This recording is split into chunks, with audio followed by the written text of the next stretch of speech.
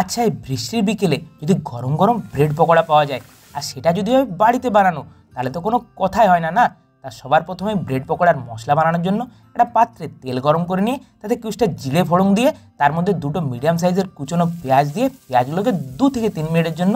ভালোভাবে কুক করে নেব।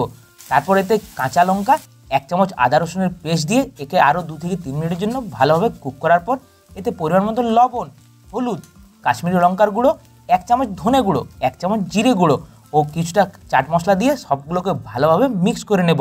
এরপর এতে আগে থেকে সেদ্ধ করে রাখা 3 থেকে 4টে আলু দিয়ে আলুগুলোকে ভালোভাবে স্ম্যাশ করে এই মশলার মধ্যে মিক্স করে নেব এবং সব শেষে এতে ধনেপাতা কুচি দিয়ে মশলাটাকে ঠান্ডা হতে রেখে দেবো।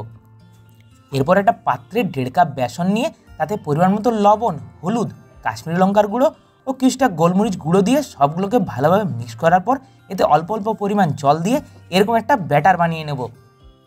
এরপর এরকম একটা ব্রেডের স্লাইস নিয়ে তাতে আগে থেকে বানানো ধনেপাতা, পুদিনা পাতা ও কাঁচা লঙ্কার চাটনি ভালোভাবে লাগিয়ে নেব এবং অপর একটা ব্রেডের স্লাইসের ওপর আলুর মশলাটা ভালোভাবে স্প্রেড করে নিয়ে একটার উপর আরেকটা রেখে নিয়ে একে এরকমভাবে কেটে নেব এবং বেসনের ব্যাটারের মধ্যে ডুবিয়ে মিডিয়াম আঁচে ভালোভাবে ফ্রাই করে নেব। তো আমাদের ব্রেড পকোড়া তৈরি।